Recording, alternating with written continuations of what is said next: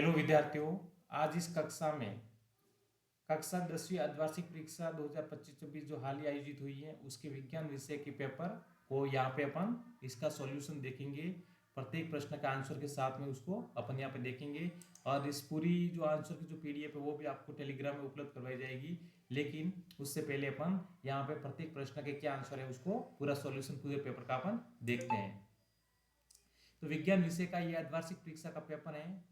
इसका जो पहला खंड है सेक्शन ए, इसमें जितने भी प्रश्न दे रखे हैं वो सारे के सारे बहुविकल्पनात्मक प्रश्न यानी कि मल्टीपल चॉइस क्वेश्चन थे, ऑब्जेक्टिव प्रश्न थे, अवसद दे रखे थे। तो इसको अपन शुरू करते हैं यहाँ से। पहला प्रश्न है कि पादप में जाइलम का कार्य है।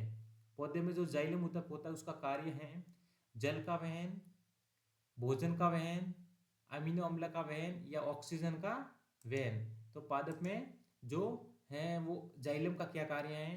तो पादप में जो जाइलम होता है वो जल का वहन करता है, यानी कि इसका उत्तर राइट है ए, जल का वहन। जो जाइलम ऊतक होता है वो जाइलम पौधों में पानी और खनिजों के परिवहन के लिए जिम्मेदार होता है। यानी कि पौधा होता है वो जमीन से अपनी जड़ों से पानी के साथ में घुलित अवस्था में जितने भी उसमें खनिज होते हैं वो पानी के साथ में अवशोषित करता है। तो जो पानी होता है वो जाइलम ऊतक के द्वारा अवशोषित होकर के पौधे के सभी भागों तक पहुंचाया जाता है। तो इसका आंसर सही है जल का वहन। दूसरा प्रश्न है ब्यूटेनम 4 कार्बन यौगिक है जिसका प्रकार्यात्मक समूह है। यानी कि ब्यूटेनम है वो 4 कार्बन वाला यौगिक है जिसका प्रकार्यात्मक समूह है ए कार्बोक्सिलिक अम्ल, बी एल्डिहाइड, सी अल्कोहल, डी कीटोन। तो इसके अंदर कीटोन समूह होता है ब्यूटेनॉन में, वो जुड़ा रहता है और ब्यूटेनॉन के नाम में जो ओन प्रत्यय लगता है वो कीटोन समूह को ही दर्शाता है। तीसरा प्रश्न है निम्न में से पादप हार्मोन नहीं है। यानी कि यहाँ पे जो दे रखे हैं उसमें से ऐसा कौन सा जो पादप हार्मोन नहीं है। जो पादप हार्मोन क्या होते हैं कि जो पौधे के अलग अलग भागों में वृद्धि या उसके कोशिका विभाजन या अन्य प्रकार के उसमें जो उसमें वृद्धि होती है उसको वहां पे प्रदर्शित करते हैं। ए है साइटोकाइनिन, बी है ऑक्सीन, सी है एब्सिसिक अम्ल और डी है इंसुलिन। तो यहाँ पे इसका राइट आंसर है ऑप्शन डी इंसुलिन, क्योंकि इंसुलिन एक प्रकार का क्या है जंतु हार्मोन है, यानी कि मनुष्य में ये पाया जाता है। इंसुलिन एक जंतु हार्मोन है जबकि बाकी तीनों पादप हार्मोन है। इंसुलिन होता है वो मनुष्य की अग्नाशय ग्रंथि से स्रावित होता है और हमारे रक्त के अंदर जो ग्लूकोज होता है उसको नियंत्रित करने का काम करता है। जबकि बाकी के यहाँ पे दे रखे हैं साइटोकाइनिन है, ये कोशिका विभाजन को दर्शाता है। इसी तरह ऑक्सीजन पौधे की वृद्धि को दर्शाता है। एब्सिसिक अम्ल ये भी पादप हार्मोन है। तो इस तरह से यहाँ पे तीनों पादप हार्मोन है जबकि इंसुलिन क्या एक प्रकार से जंतु हार्मोन है कि मनुष्य के शरीर में पाया जाता है। अगला बेंजीन का अणुसूत्र क्या है C6H12, C6H6, C6H14, C6H10। तो यहाँ पे बेंजीन है उसका अणुसूत्र है C6H6 यानी कि बी, यानी कि बेंजीन में 6 कार्बन और 6 हाइड्रोजन इन दोनों से मिलके बना होता है। ओम का नियम है, ओम का नियम है I बराबर V into R, I square बराबर V स्क्वायर आर, V बराबर आई आर या डी दे रखा है R बराबर वी आई। तो यहाँ पे ओम का नियम क्या है V बराबर आई आर। अगला है नींबू के रस का पीएच मान है। नींबू का रस होता है वो खट्टा होता है तो इसकी पीएच का मान यहाँ पे कितना होगा 2.2, 5.9, सी है 10 और डी है 14। तो नींबू की रस का पीएच मान कितना होता है। तो नींबू की रस का पीएच मान होता है ए यानी कि 2.2, क्योंकि नींबू होता है वो अम्लीय होता है इसलिए इसका पीएच होता है वो 7 से कम यानी कि लगभग 2.2 होता है। क्योंकि जब अपन इसके अंदर पढ़ते हैं कि जिस विलियन का पीएच का मान 7 होता है वो उदासीन होता है और अगर पीएच का मान 7 से कम दे रखा है तो उसकी प्रकृति अम्लीय होती है और अगर पीएच का मान 7 से अधिक 7 से 14 तक दे रखा होता है तो उसकी प्रकृति यानी कि 7 से ज्यादा और 14 तक दे रखा तो उसकी प्रकृति होती है क्षारीय। इसलिए यहाँ पे नींबू के रस के पीएच का मान क्या होता है 2.2 और वो खट्टा होता है, अम्ल होते हैं, वो सामान्य क्या होते हैं खट्टे होते हैं, इसलिए यहाँ पे इसकी पीएच का मान क्या हो पड़ा 2.2। अगला प्रश्न है विद्युत बल्ब का तंतु किस धातु का बना होता है। यानी कि जो विद्युत बल्ब होते हैं उसका तंतु होता है वो किस धातु का बना होता है। ए है लोहा, बी है टंगस्टन, सी है तांबा, डी है सोना। तो यहाँ पे जो विद्युत बल्ब होता है उसके तंतु होता है वो टंगस्टन धातु का बना होता है। राइट आंसर है इसका बी, टंगस्टन धातु का बना होता है। अगला प्रश्न है यहाँ पे अभिक्रिया दे रखी है FeSO4 Fe2O3 plus SO2 plus SO3। यहाँ पे दी गई अभिक्रिया किस प्रकार की है? संयोजन अभिक्रियाएं, वियोजन अभिक्रियाएं, द्विविस्थापन अभिक्रियाएं या विस्थापन अभिक्रियाएं। तो यहाँ पे जो अभिक्रिया दी गई है उसका सही आंसर है बी, ये वियोजन अभिक्रिया का उदाहरण है। क्योंकि यहाँ पर जो ये FeSO4 फेरस सल्फेट होता है वो यहाँ पे टूट जाना है और टूट के क्या बनाता है Fe2O3 plus SO2 plus SO3। यानी कि जब कोई एक यौगिक है वो क्या होता है, टूट करके दो या दो से अधिक उत्पाद का निर्माण करता है, तो वहां पे जो अभिक्रिया होती है वो वियोजन अभिक्रिया। वियोजन का मतलब क्या होता है, टूटना होता है। अगला प्रश्न प्रश्न संख्या 9 है, ऐसी अधातु जो कमरे के ताप पर द्रव होती है। ऐसी अधातु जो कमरे के ताप पर द्रव होती है, अधातु का नाम दे रखा है। तो देखिए ऑप्शन नंबर ए सोना, ऑप्शन नंबर बी है पारा, ऑप्शन नंबर सी है ब्रोमीन और ऑप्शन नंबर डी है जिंक। तो यहाँ पे ऐसी धातु कौन सी होती है, तो वो धातु दे रखी है वो है ब्रोमीन, सी ब्रोमीन है। वो एक ऐसी धातु है जो कमरे के ताप पर क्या होती है, द्रव अवस्था में पाई जाती है। सामान्यतः क्या होता है कि जो धातु अधातु होती है उसकी सामान्य प्रकृति होती है कि ठोस अवस्था में होती है, लेकिन जो ब्रोमीन है वो एक ऐसी धातु है जो कमरे के ताप पर द्रव अवस्था में पाई जाती है। बाकी यहाँ पे इस प्रश्न में बाकी के सारे जो ऑप्शन दे रखे हैं, सोना है वो धातु होती है, मरकरी है ये भी एक प्रकार की धातु होती है, और यहाँ पे जिंक है वो भी धातु होती है। लेकिन ध्यान रखना है कि यहाँ पे अधातु का पूछा है, इसलिए यहाँ पे जो ऑप्शन नंबर सी है ब्रोमीन वो द्रव होगी। लेकिन अगर यहाँ पे धातु का ही कहते हैं कि ऐसी धातु जो कमरे के ताप द्रव होती है, तो वो क्या हो जाता है, पारा यानी कि मरकरी हो जाता है। पारा और ब्रोमीन दोनों ही द्रव होती है, लेकिन पारा क्या है, धातु है, जबकि ब्रोमीन क्या है, अधातु है। अगला प्रश्न है प्रश्न संख्या 10, पहले प्रश्न का 10वां प्रश्न है, पायरुवेट के विखंडन से कार्बन डाइऑक्साइड जल और ऊर्जा बनती है। ये क्रिया संपन्न होती है, यानी कि ये क्रिया कहाँ पे संपन्न होती है, कोशिका द्रव्य में, बी है माइटोकॉन्ड्रिया में, सी है हरित लवक में और डी है केंद्रक में। तो ये प्रक्रिया कहाँ पे होती है, माइटोकॉन्ड्रिया में संपन्न होती है, जहाँ पे पायरुवेट का विखंडन होकर कार्बन डाइऑक्साइड CO2 जल H2O तथा ऊर्जा उत्पन्न होती है। तो ये प्रक्रिया माइटोकॉन्ड्रिया में संपन्न होती है। अगला प्रश्न है, नर में पाए जाने वाले लिंग गुणसूत्र होते हैं। मनुष्य में क्या होते हैं, 23 जोड़ी गुणसूत्र पाए जाते हैं, जिसमें से 22 जोड़ी गुणसूत्र होते हैं वो तो क्या होते हैं, कई गुणसूत्र होते हैं, लेकिन एक जोड़ी जो गुणसूत्र होते हैं वो क्या होते हैं, लिंग गुणसूत्र होते हैं। तो नर में कौन से होते हैं, ए है XX, बी है XXY, सी है XY और डी है YY। तो नर में कौन से प्रकार के गुणसूत्र होते हैं, तो इसका सही आंसर है CXY, यानी कि नर में जो एक जोड़ी लिंग गुणसूत्र होते हैं उसमें एक X होता है एक Y होता है, जबकि जो स्त्री होती है उसमें दोनों गुणसूत्र होते हैं वो XY होते हैं। अगला प्रश्न है, खाद्य पदार्थों में विकृत गंधीता से बचाने के लिए पैकिंग में कौन सी गैस भरी जाती है। यानी कि जो खाने की सामग्री आती है, बहुत सारे जो आजकल खाने की सामग्रियाँ होती हैं जैसे चिप्स की थैलियाँ वगैरह होती है, तो उसको क्या करते हैं, उसमें को सामग्री भरने के बाद उसको क्या करते हैं, अधिक समय तक उसको सुरक्षित रखने के लिए, उसके स्वाद को वैसा का वैसा रखने के लिए उसमें क्या करते हैं, गैस भरते हैं, जिसके कारण वो उसका स्वाद नहीं बदलता, वो खराब नहीं होती है। तो वो गैस कौन सी होती है, तो पहला दे रखा है हाइड्रोजन, बी दे रखा है ऑक्सीजन, सी दे रखा है हीलियम और डी दे रखा है नाइट्रोजन। तो वो गैस होती है वो कौन सी होती है, नाइट्रोजन गैस होती है। अगला प्रश्न है यहाँ पे 13वां प्रश्न है, अलैंगिक जनन मुकुलन द्वारा होता है। जनन दो प्रकार का होता है, लैंगिक और अलैंगिक। तो जो अलैंगिक जनन होता है वो मुकुलन, अलैंगिक जनन की अलग अलग विधियां होती है, विखंडन विधि होती है, मुकुलन विधि होती है, बहुत सारी होती है। और तो मुकुलन द्वारा कौन से यहाँ पे जो दे रखा है उसमें किस जंतु के अंदर यानी कि किस में मुकुलन द्वारा होता है, तो ए है यीस्ट में, बी है अमीबा में, सी है लिस्मानिया में और डी है पैरासियम में। तो मुकुलन द्वारा जो जनन होता है वो कौन सी होती है, जो यीस्ट कोशिका होती है उसमें होता है। तो इसका सही आंसर है ये यहाँ पे दे रखा है। अगला प्रश्न है, किसी बिंब का अवतल दर्पण से बना प्रतिबिंब आभासी, सीधा तथा बिंब से बड़ा पाया गया वस्तु की स्थिति कहाँ होनी चाहिए। यानी कि किसी बिंब है उसका अवतल दर्पण से जो प्रतिबिंब बना है उसकी प्रकृति आभासी है, वो सीधा है, और वो जो बिंब है उससे बड़ा है, तो वस्तु कहाँ पे होनी चाहिए। ये है मुख्य फोकस तथा वक्रता केंद्र के बीच, बी है वक्रता केंद्र पे, सी है वक्रता केंद्र से परे और डी है दर्पण के ध्रुव तथा मुख्य फोकस के बीच। तो यहाँ पे जो उसकी प्रकृति होगी, उसकी स्थिति होगी, वो दर्पण के ध्रुव तथा मुख्य फोकस होता है उसके बीच में रखने पर उसका जो प्रतिबिंब बनता है वो आभासी, सीधा और बिंब से बड़ा बनता है। अगला प्रश्न है, मानव नेत्र के जिस भाग पर किसी वस्तु का प्रतिबिंब बनता है वह है ए है कार्निया, बी है पुतली, सी है दृष्टिपटल और डी है परितरिका। तो मानव नेत्र का जो दृष्टिपटल यानी कि जो रेटिना होता है वहां पे वस्तु का प्रतिबिंब बनता है। ओजोन परत के क्षय के लिए उत्तरदायी कारक है carbon monoxide, B methane, C chlorofluorocarbon, D carbon dioxide. तो ओजोन परत के क्षय के लिए उत्तरदायी जो कारक है मुख्य रूप से वो है क्लोरोफ्लोरोकार्बन। सही आंसर है सी क्लोरोफ्लोरोकार्बन, इसको CFC कहा जाता है।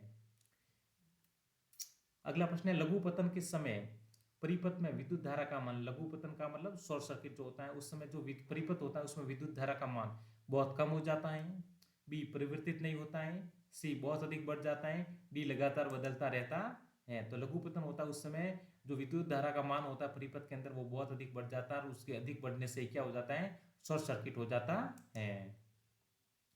अगला प्रश्न है विद्युत शक्ति का मात्रक है ए वाट, बी जूल, सी एम्पियर, डी वोल्ट। विद्युत शक्ति का मात्रक इसमें से क्या है तो विद्युत शक्ति का मात्रक है वाट, विद्युत शक्ति का मात्रक है यहाँ पे वाट। तो इस पेपर के अंदर जो पहला खंड था उसके जो पहला प्रश्न था जिसमें यहाँ पे दे रखे थे प्रश्न ऑब्जेक्टिव जो जितने भी प्रश्न थे बहुविकल्पता प्रश्न थे वो अपन सारे देख लिए। अगले प्रश्न है प्रश्न नंबर दूसरा है वो है रिक्त स्थानों की पूर्ति कीजिए। इसमें पहला दे रखा है जिप्सम का रासायनिक सूत्र रिक्त स्थान है। तो जिप्सम का रासायनिक सूत्र क्या होता है CaSO4.2H2 यानी कि कैल्शियम सल्फेट के साथ में जल के यहाँ पे दो अणु जुड़े होते हैं। तो ये जो सूत्र होता है ये किसका होता है जिप्सम का रासायनिक सूत्र होता है। अगला प्रश्न है दूसरा रिक्त स्थान मरकरी का एक अयस्क है। जो मरकरी होती है पारा होता है उसके अयस्क का नाम लिखना है। तो सिनेबार होता है जिसका सूत्र होता है HgS। ये मरकरी का क्या एक अयस्क होता है। तीसरा प्रश्न है यहाँ पे लार में रिक्त स्थान एंजाइम पाया जाता है। लार में कौन सा एंजाइम पाया जाता है तो लार में एमिलेज एंजाइम होता है वो लार में पाया जाता है। इसके बाद में विद्युत धारा का SI मात्रक है। विद्युत धारा का SI मात्रक क्या है एम्पियर। विद्युत धारा का SI मात्रक होता है एम्पियर। अगला प्रश्न है चुंबक के सजातीय ध्रुव में रिक्त स्थान होता है यानी कि चुंबक के क्या होते हैं दो ध्रुव होते हैं तो सजातीय यानी कि समान ध्रुव होते हैं। जैसे उत्तरी ध्रुव है या दक्षिण ध्रुव है उनको जब पास में लाते हैं तो वहां पे क्या होता है प्रतिकर्षण होता है एक दूसरे को क्या करते हैं दूर होते हैं। जबकि उसके जो विजातीय ध्रुव होते हैं विपरीत ध्रुव होते हैं अगर उत्तरी ध्रुव को दक्षिण ध्रुव के पास में लाते हैं तो वहां पे क्या होता है आकर्षण होता है। तो इसका सही आंसर है कि चुंबक के सजातीय ध्रुव में क्या होता है प्रतिकर्षण होता है। खाए हुए भोजन की मात्रा का लगभग रिक्त स्थान प्रतिशत ही जैव मात्रा में बदलता है यानी कि खाए हुए भोजन की मात्रा का कितना प्रतिशत जैव मात्रा में बदलता है तो इसका सही आंसर है वो है 10%। खाए हुए भोजन की मात्रा का लगभग 10% ही जैव मात्रा में बदलता है। अगला तीसरे प्रश्न है अति लघुतात्मक प्रश्न। तीसरा प्रश्न है यहाँ पे तीसरे का पहला है यश लेपन क्या है। यश लेपन क्या है यश लेपन को कहते हैं गैल्वेनाइजेशन। लोहे को जंग से बचाने के लिए उस पर जस्ता या जिंक की परत चढ़ाने की जो प्रक्रिया होती है उसको क्या कहते हैं यश लेपन कहते हैं। सामान्य जो लोहा होता है वो किसी भी धातु से क्रिया कर लेता है तो उसके ऊपर जंग लग जाती है और उस जंग से बचाने के लिए क्या करते हैं उसके ऊपर जिंक धातु के क्या करते हैं परत चढ़ा देते हैं जिससे जो लोहा होता है वो किसी बाहरी ऑक्सीजन या जल या किसी से भी क्रिया नहीं कर पाता और वो क्या होता है सुरक्षित रहता है। तो लोहे पे जंग से बचाने के लिए जो जिंक धातु की परत चढ़ाते हैं उसको क्या कहते हैं यश लेपन कहते हैं। दूसरा प्रश्न है उस पदार्थ का नाम बताइए जो क्लोरीन से क्रिया करके विरंजक चूर्ण बनाता है। तो उस पदार्थ का नाम है शुष्क बुझा हुआ चूना। इसका सूत्र है CaOH2 यानी कि कैल्शियम हाइड्रोक्साइड होता है वो क्या करता है क्लोरीन से क्रिया करके क्या करता है विरंजक चूर्ण का निर्माण करता है। तीसरा प्रश्न है धातु उष्मा की सुचालक होती है इसे दर्शाने वाला नामांकित चित्र बनाइए। यानी कि धातु सामान्य क्या होती है उष्मा की क्या होती है सुचालक होती है यानी कि धातु में से उष्मा क्या होती है प्रवाहित होती है एक सिरे से दूसरे सिरे पर प्रवाहित होती है। धातु में से उष्मा की सुचालक होती है। अगला है एल्केन का सामान्य सूत्र बताइए। एल्केन का सामान्य सूत्र है CnH2n+। 2 ये एल्किन का सामान्य सूत्र है। यहाँ पे n यहाँ पे दे रखा है, कार्बन की संख्या दे रखा है, कितने कार्बन यहाँ पे जुड़े हुए उस श्रृंखला में। अगला है प्रश्न है रक्तदाब की परास कितनी होती है। रक्तदाब की परास कितनी होती है। तो सामान्य रक्तदाब 120/80 mmHg होता है, प्रकुंचन दाब 120 और अनुशीतलन दाब होता है 80, यानी कि सामान्य रक्तदाब 120/80 mmHg होता है यहाँ पे। अगला प्रश्न है मानव मस्तिष्क में उपस्थित अंतःस्रावी ग्रंथियों के नाम लिखिए। मानव मस्तिष्क में कौन कौन सी अंतःस्रावी ग्रंथियां पाई जाती है। तो उसमें होती है पीयूष ग्रंथि, पीनियल ग्रंथि और हाइपोथैलेमस, ये सारी की सारी मानव मस्तिष्क में पाई जाती है। डीएनए का पूरा नाम लिखिए। डीएनए का पूरा नाम है डीऑक्सीराइबोन्यूक्लिक अम्ल। डीएनए का पूरा नाम है डीऑक्सीराइबोन्यूक्लिक एसिड। अगला प्रश्न है एक कोशिकीय बहुकोशिकीय जीवों में जनन पद्धति में क्या अंतर है। एक कोशिकीय और बहुकोशिकीय जीवों में जनन पद्धति में एक कोशिकीय में सरल विभाजन जैसे विखंडन होता है, जबकि बहुकोशिकीय में जटिल जनन तंत्र और विशिष्ट कोशिकाएं उन्मुख होती हैं। वाहनों के पक्षदृश्य दर्पण के रूप में लगाए जाने वाले गोलीय दर्पण का नाम लिखिए। तो वाहनों के जो पक्ष दृश्य होता है, पीछे का दृश्य होता है, उसको देखने के लिए कौन सा होता है, उत्तल दर्पण, यानी कि उत्तल लेंस वहां पे दर्पण लगा होता है। जरा दृष्टि दोष किसे कहते हैं, इसके निवारण का उपाय क्या है। उम्र बढ़ने के साथ नेत्र की जो समंजन क्षमता होती है वो घटने से पास और दूर दोनों की वस्तुएं साफ दिखाई नहीं देती, उसे क्या कहते हैं, जरा दृष्टि दोष कहते हैं। और इसके निवारण के लिए क्या होते हैं, डिफॉक्सी लेंस काम में लिए जाते हैं। यानी कि जब उम्र बढ़ने लगती है तो हमारा जो नेत्र होता है उसकी समंजन क्षमता घटने से अपने को न पास की वस्तु दिखाई देती है, न दूर की वस्तु दिखाई देती है, उसी को अपन क्या कहते हैं, जरा दृष्टि का दोष कहते हैं यहाँ पे। अगला प्रश्न है विद्युत परिपथ में एमीटर तथा वोल्ट मीटर को कौन से क्रम में जोड़ा जाता है। यानी कि विद्युत परिपथ में क्या किया जाता है, एमीटर और वोल्ट मीटर को जोड़ा जाता है। तो एमीटर होता है, अमीटर होता है, उसको तो क्या कहते हैं, श्रेणी क्रम में जोड़ते हैं, जबकि वोल्ट मीटर होता है उसको पार्श्व क्रम में जोड़ा जाता है। आहार जाल किसे कहते हैं।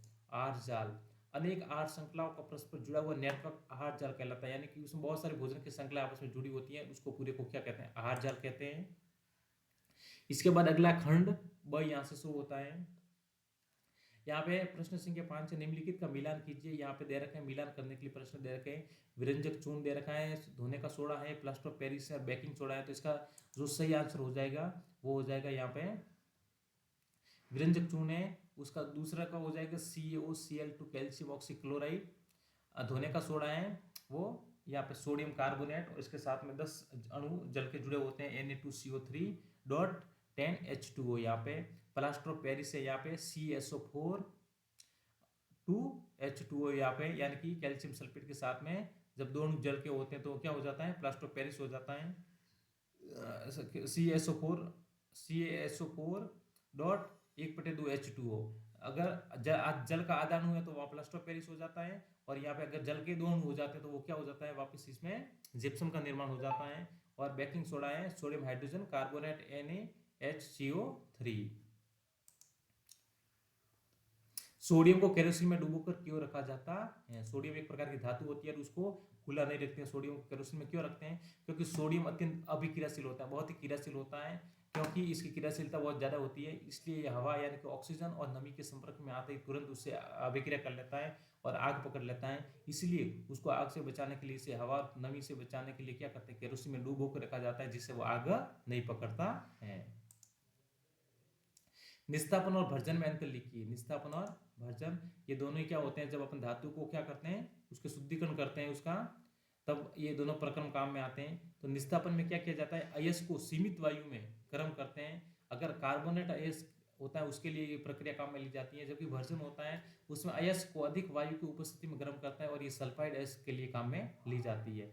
यानी कि अगर जो अयस्क है वो कार्बोनेट है तो उसके लिए निस्तापन प्रक्रम काम में लेंगे, और अगर सल्फाइड अयस्क है तो उसके लिए भर्जन काम में लिया जाता है।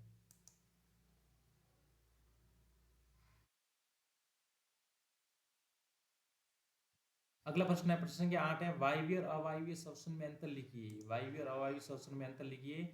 वायवीय श्वसन होता है वो ऑक्सीजन की उपस्थिति में होता है, अधिक ऊर्जा उत्पन्न होती है, लगभग 38 ATP ऊर्जा बनती है यहाँ पे, और ये माइटोकॉन्ड्रिया में पूर्ण होता है। जबकि अवायवीय श्वसन है वो ऑक्सीजन की अनुपस्थिति में होता है, यहाँ पे कम ऊर्जा 2 ATP का निर्माण होता है, और ये कोशिका द्रव्य है यीस्ट कोशिका उसमें होता है। मस्तिष्क का कौन सा भाग शरीर की स्थिति और संतुलन का अनुरक्षण करता है? हमारा मस्तिष्क होता है, उसका ऐसा कौन सा भाग होता है जो हमारे शरीर के संतुलन बैलेंस को बनाने में काम करता है? तो हमारे शरीर मस्तिष्क का जो अनुमस्तिष्क होता है वो हमारे क्या करता है, शरीर के संतुलन बनाने के काम करता है। हमारे जनन तंत्र का नामक चित्र बनाना है यहाँ पे। अगला प्रश्न, निम्न को परिभाषित कीजिए। यहाँ पे प्रकाशिक केंद्र और ध्रुव, इनको परिभाषित करना, दोनों की परिभाषा लिखनी है। तो प्रकाशिक केंद्र क्या होता है? लेंस का वह मध्य बिंदु जिससे प्रकाश की किरण बिना मुड़े सीधी निकल जाती है, उसको क्या कहते हैं? प्रकाशिक केंद्र कहते हैं, यानी कि जो उसका ध्रुव होता है। और इसके अलावा ध्रुव क्या होता है? गोलीय दर्पण के परावर्तक पृष्ठ का जो केंद्र बिंदु होता है उसको क्या कहते हैं? ध्रुव कहा जाता है। किसी अंतरिक्ष यात्री को आकाश का रंग काला क्यों दिखाई देता है? अंतरिक्ष यात्री जब अंतरिक्ष में जाते हैं तो उसको आकाश का रंग कैसा दिखाई देता है? काला इसलिए दिखाई देता है क्योंकि अंतरिक्ष में वायुमंडल नहीं होता है, इसलिए प्रकाश का प्रकीर्णन नहीं हो पाता है। प्रकीर्णन न होने के कारण आकाश काला दिखाई देता है। इसका कारण है कि वहां पे वायुमंडल नहीं होता है, उसके कारण प्रकाश का प्रकीर्णन नहीं हो पाता है। अगला खंड सा है यहाँ पे, प्रश्न संख्या 13 है। पहली अभिक्रिया रेडॉक्स अभिक्रिया किससे कहते हैं? यहाँ पे दे रखा है। तो रेडॉक्स अभिक्रिया किससे कहते हैं? ऐसी अभिक्रिया जिसमें क्या होता है, ऑक्सीजन और अपचयन दोनों साथ साथ होते हैं, उसको क्या कहते हैं अपन? रेडॉक्स अभिक्रिया कहते हैं। और यहाँ पे अभिक्रिया दे रखी है जिंक प्लस कैल्शियम सल्फेट, यहाँ पे A+Cu दे रखा है। उपरोक्त अभिक्रिया में एक क्या है, अभिक्रिया का नाम लिखिए। तो ये जो अभिक्रिया है यहाँ पे, ये जिंक है, वो कैल्शियम सल्फेट में से क्या करता है? कैलियम यहाँ पे उसको करता है और विस्थापित कर देता है और ये जिंक सल्फेट बन जाता है। तो इस तरह से ये कैसी अभिक्रिया हो जाती है? यहाँ पे विस्थापन अभिक्रिया का उदाहरण है। अगला प्रश्न है, प्रश्न के 14 है, माँ के शरीर में गर्भवत शिशु को पोषण कैसे प्राप्त होता है? यानी कि जब शिशु माँ के गर्भाशय में होता है तो उसको पोषण किस रूप में प्राप्त होता है? तो माँ के गर्भ में होता है तो माँ के रक्त से जो प्लेसेंटा होता है, जिसको अपरा कहा जाता है, उस अपरा नामक ऊतक होता है, उसके माध्यम से वो पोषण और ऑक्सीजन उसको दोनों मिलती रहती है। यदि कोई महिला कॉपर टी का उपयोग करती है तो क्या उनकी यौन असंचित रोगों से सुरक्षा करेगा?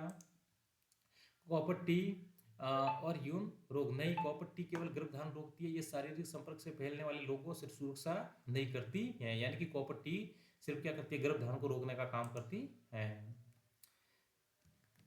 प्रश्न संख्या 15 है। पहला इसमें देखा, पुष्प का नामक चित्र बनाइए। और परागण किससे कहते हैं? स्वपरागण। इसमें पुष्प का चित्र बनाना है। और परागण किससे कहते हैं? स्वपरागण और परपरागण को समझाइए। परागण, तो पराग कणों का पुंकेसर से वर्तिकाग्र तक पहुंचना क्या कहलाता है? उसका स्थानांतरण होना क्या कहलाता है? परागण कहलाता है। दो प्रकार का होता है, स्वपरागण और परग परागण। स्वपरागण में क्या होता है? जब उसी फूल के परागण उसी पुष्प के वर्तिकाग्र पर जाते हैं, स्थानांतरित होते हैं, तो उसको तो कहते हैं स्वपरागण। और परपरागण, जब एक फूल के परागण होते हैं वो दूसरे पुष्प के पराग पुंकेसर जो होते हैं उससे परागण निकल के वर्तिकाग्र पर जाते हैं, तो उसको क्या कहते हैं? परपरागण। यानी कि स्वपरागण में एक ही पुष्प में परागण प्रक्रिया होती है, जबकि परपरागण में दो पुष्प के बीच में परागण क्रिया होती है, यानी कि एक पुष्प के परागण दूसरे पुष्प के वर्तिकाग्र तक जाएंगे। 16वां प्रश्न है, 2 सेंटीमीटर फोकस दूरी वाले किसी अवतल लेंस की क्षमता ज्ञात कीजिए। एक यहाँ पे अवतल लेंस है, उसकी क्षमता, उसकी फोकस दूरी कितनी दे रखी है? 2 सेंटीमीटर दे रखी है, तो उसकी क्षमता कितनी होगी? तो यहाँ पे दे रखा है फोकस दूरी 2 सेंटीमीटर है। जब यहाँ पे अवतल लेंस है तो अवतल लेंस की क्या होगी? जो फोकस दूरी होगी तो वो ऋणात्मक हो जाएगी, तो यहाँ पे माइनस आ जाएगा और ये हो जाएगा 0.02 एम। और समता P बराबर क्या होता है? 1/f, यानी कि एक में क्या कर देंगे? फोकस दूरी का भाग दे देंगे यहाँ पे, तो 1/-0.02 दे देंगे, तो -50 डायोप्टर, यानी कि इसका उत्तर आएगा। डायोप्टर होता है वो लेंस की क्षमता होती है, उसका मात्रक होता है डायोप्टर। अवतल दर्पण की मुख्य फोकस की परिभाषा लिखिए। मुख्य अक्ष के समानांतर आने वाली किरणें परावर्तन के बाद जिस बिंदु पर मिलती हैं उसे मुख्य फोकस कहते हैं।